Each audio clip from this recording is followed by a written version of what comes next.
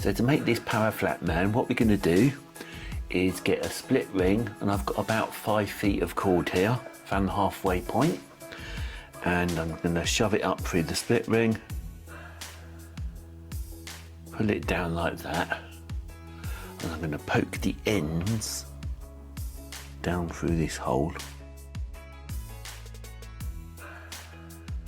like that, pull it together, and there you have a Slingstone hitch. Okay, that's the easy part. Next we're going to do a King's Crown diamond knot. So get the right hand cord, and I'm going to twist it up like that and lay it over the top like that. I'm going to get this bottom cord here. It's going to go round, hold it up a bit. Okay, so we're going to go over this top one, under the second, and out the other side, like that. Pull it all the way through, and you should get a carrick's bend like that. Now then, this cord here is going to go round and up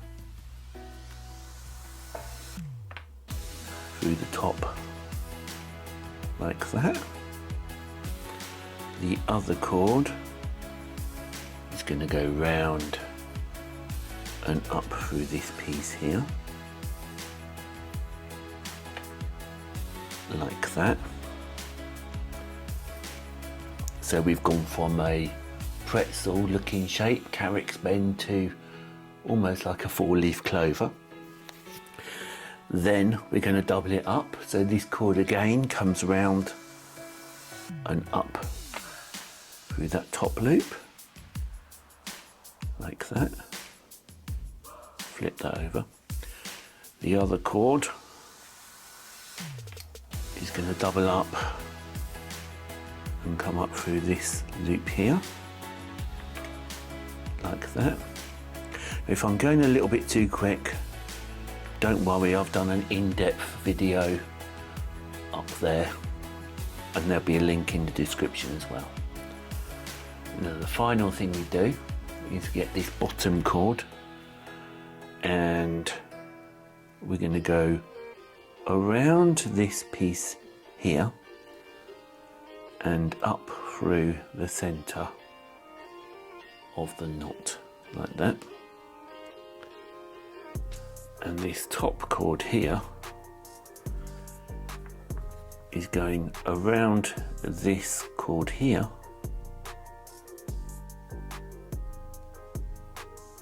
and up through the middle of the knot, like that. Okay, now it looks a mess, and this is the fun part. And now we kind of just pull on the bottoms, cords, squidge on the top until we get. You can see the knot forming, looking like a king's crown, but don't pull it up too tight. I found it's easier sorting it out when it's a mess like this. Okay, and what we're going to do now is find these two center pieces here, and we're going to follow them around the knot. So you don't want to pull everything up too tight because you want to find out where it goes. So I'm starting on this right hand cord here, and I'm just trying to track it through the knot to find out where it goes. It's this piece here, this is the front piece here, and basically you track the knot all the way through.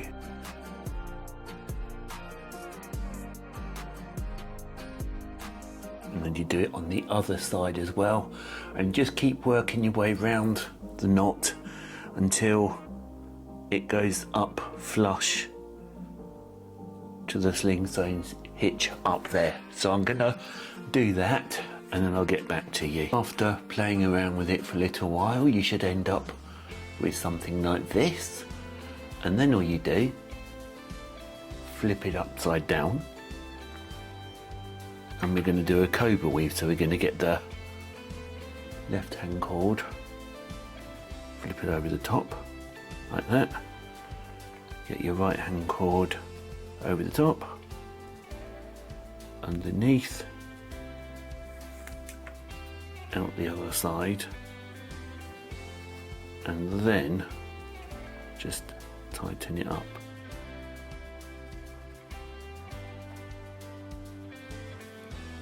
So you've got your Cobra weave, and then we just carry on down to the head.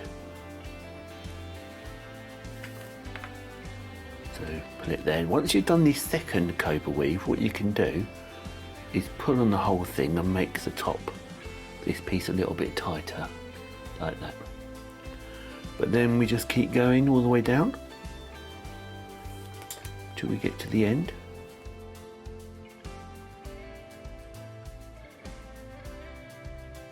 Like that. When you get to his head, flip it over and start again. And then you do this just for a couple of times, I think.